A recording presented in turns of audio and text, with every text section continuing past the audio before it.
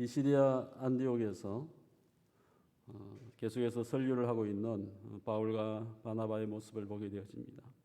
지금 바울 사도가 이제 이 메시지를 전하고 있는데요. 그의 중요 메시지는 무엇입니까? 베드로가 전하였고 또 스데반이 전하였던 메시지하고 같은 얘기죠. 예수님께서 인간의 죄를 담당하시기 위해서 죽임을 당하였다. 또 그것은 너희 유대인이 그와 같이 예수님을 죽였다. 하지만 하나님께서 그 예수님을 일으켰다 하고 증거하고 있습니다. 이것은 베드로가 메시지를 전할 때마다 스데반이 전한 것과 동일한 메시지인 것을 보게 되어지고요. 오늘 38절과 39절 속에 보면 부활하신 예수님을 통해서 우리에게 주어지는 축복에 대해서 이야기하고 있습니다. 두 가지 축복을 이야기하는데요. 한 가지가 무엇입니까? 죄의 사함을 받는다고 하는 것입니다. 죄의 용서를 받는 것, 그것이 예수님께서 부활하신 예수님께서 주시는 축복이다. 두 번째는 무엇입니까? 율법이 줄 수 없었던 의로움. 율법은 지키면 지킬수록 내가 죄인이구나, 나는 어쩔 수 없어, 구원받을 수 있는 방도가 없어라고 깨닫게 되어지지만은 오늘 예수님께서 저에게 주시는 것은 죄 사함의 그 은혜와 함께 의롭다고 하는 것, 예수를 믿어서 의롭게 되어진다고 하는 그 축복을 얻게 되어졌다고 하는 것이죠. 그러면서 40절과 41절 속에 보게 되어지면 하박국 1장 5절 말씀을 인용하여서 유대인을 향하여서 심판이 임박하였다라고 이야기하고 있습니다.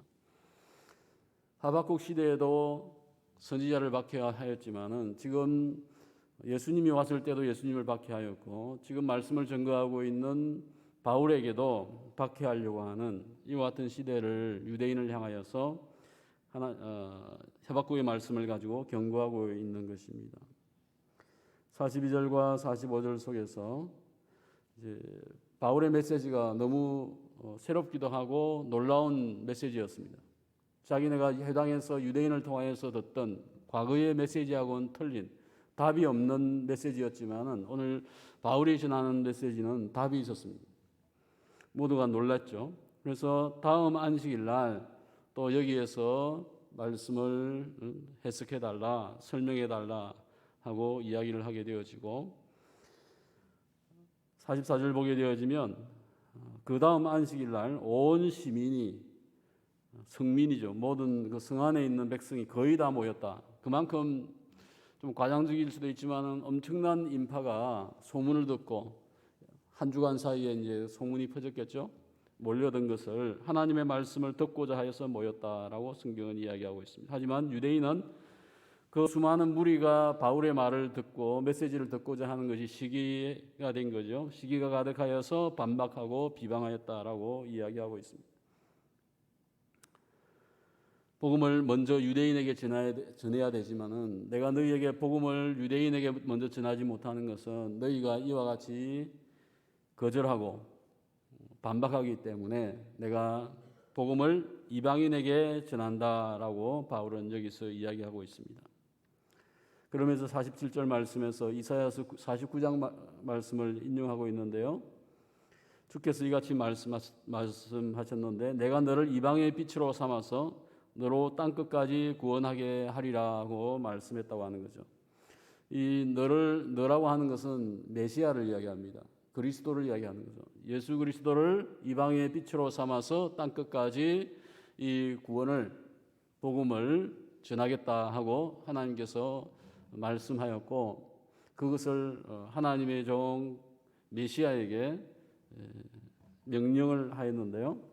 오늘 그 말씀을 바울이 인용을 하면서 하나님께서 메시아를 통하여서 그 복음이 땅끝까지 전하려고 했지 않느냐. 지금 우리가 복음을 전하고 있는 것은 그거다.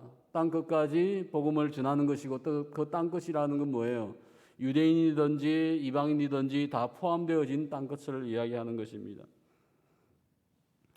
여기서 이야기하는 이방의 빛이 되어야 할 것은 먼저는 이스라엘 백성이었습니다. 하나님께서 이스라엘 백성을 구원하신 것은 그들로 먼저 이방의 빛이 되어서 이방인에게 빛을 주는 존재가 되어야 했지만은 그같이 하지 못하였습니다. 두 번째는 이 이방의 빛은 그리스도를 이야기합니다. 예수님께서 이방의 빛이 된다고 하는 것이죠. 지금은 비시디아 안디옥에서 복음을 전하고 있는 바울 사도가 뭐예요? 이방의 빛이 되어서 이방인에게 복음을 전하고 있다고 하는 것입니다. 지금은 누가 이방의 빛입니까? 모든 그리스도인이 이방의 빛이다라고 하는 거죠. 오늘 저희가 이방의 빛이고 이방 가운데 그 빛이 전달될 수 있게 하여야 한다고 하는 것을, 들고 가야 한다고 하는 것을 기억해야 합니다. 어두움 속에 앉아 있는 자는요, 어두움만 있지 빛을 보지 못하잖아요. 만약 빛을 보게 된다고 하면 그 빛을 향해서 움직이겠죠. 나오겠죠. 그것이 복음을 증거해야 될 이유가 되어집니다. 48절 말씀 속에 이방인이 이 바울의 메시지를 듣고 나서 어떤 반응을 보입니까? 기뻐하여 하나님의 말씀을 찬송하며 영생을 주기로 작정된 자는 다 믿었다 했습니다. 기뻐했다고 했습니다. 하나님의 말씀을 찬송했다. 구약의 그 말씀이 이 말씀이었구나. 그분이 예수님이시구나.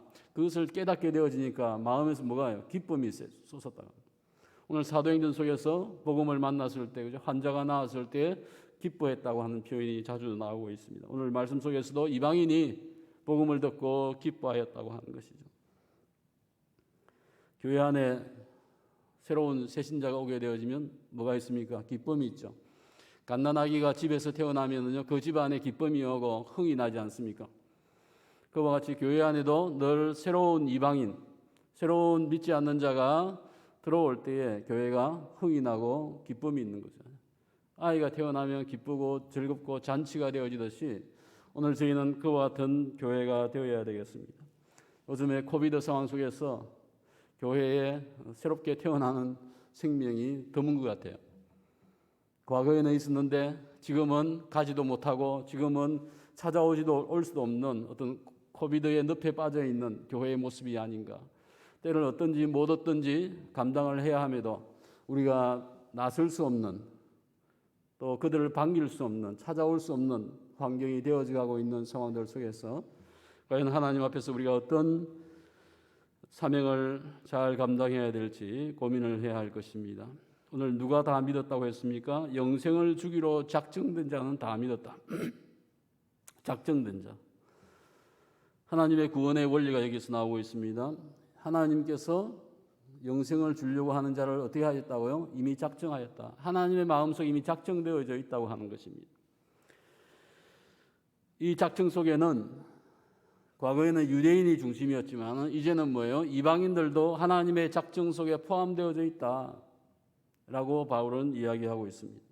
오늘 저희들도 그와 같이 하나님의 작정 속에 포함되어져 있던 이방인이었고 지금은 구원의 백성이 된 줄로 믿습니다. 이와 같이 말씀을 전하였는데 주의 말씀이 그 지방에 두루 퍼졌다. 바울은 지금 안디옥에서 한 회당에서 복음을 전하였었지만은 이 복음을 듣는 자가 그것을 전한 거죠. 메시아가 오셨대. 그분이 예수님이었어. 믿음에 대해서, 의롭게 됨에 대해서, 죄사함에 대해서 온 지방에 퍼져나갔다고 하는 이야기입니다. 하니까 유대인이 경건한 기부인들과 힘 있는 권세자들을 선동해가지고 바울과 바나바를 박해하기 시작합니다. 그때 바울과 바나바가 어떻게 합니까? 그 지역에서 쫓김을 당해서 나가는 거죠. 하지만 52절 속에 보면 바울과 바나바가 떠나갔지만은 그 성 안에 있던 비시디아의 백성은, 제자들은 어떻게 했다고 했습니까? 기쁨과 성령이 충만하였다. 박해받는 교회였지만은, 전도자는 떠나갔지만은 그 속에 기쁨이 있었고 성령 충만한 성도가 남아 있었다고 하는 것입니다. 오늘 말씀 속에서 구원을 받을 대상과 또 구원받지 못할 자가 작정되어져 있다고 하는 것을 깨닫게 되어집니다. 어떤 이는 복음을 듣고 비방하고 반대하고 또 자기의 편견 속에서 그것을 거부하지만 어떤 이는 기뻐하며 하나님 말씀을 찬양하며 주님을 영접하는 것을 보게 되어집니다. 오늘 저희들도 하나님의 작정 안에 있습니다. 오늘 성경을 보면요, 조금 특이한 것은 한 개인의 구원, 한 교회의 구원만이 아니고 온 도시가 부흥되어지는, 온 도시가 하나님의 말씀을 수용하는 그런 모습을 보게 되어집니다. 하나님의 구원의 작정이 한 개인과 한 민족과 한 지역 가운데 있을 수 있다고 하는 것을 깨닫게 되었습니다. 핍박 중에 있었지만 이 비시리아 안디옥에서의 교회는 어떤 모습이 있습니까? 기쁨이 있었다, 감사가 있었다고 하는 것을 보게 되어지는 것이죠. 오늘 우리의 상황이 화를 낼 수도 있고 짜증날 수도 있는 많은 상황들 속에서 늘 이 기쁨, 복음을 인한 기쁨이 저희들 속에 있어야 되겠습니다. 예수 믿는 자에게는 예수님만으로도 기뻐할 수 있고요, 구원을 통해서 기뻐할 수 있고요, 또 그와 같은 성령 충만한 삶이 오늘 저희에게 필요한 시대가 되었습니다. 새로운 신자가 태어나고 새로운 교회가 태어나는 것이 주님의 기쁨이고 오늘 우리의 기쁨이 되어야 합니다.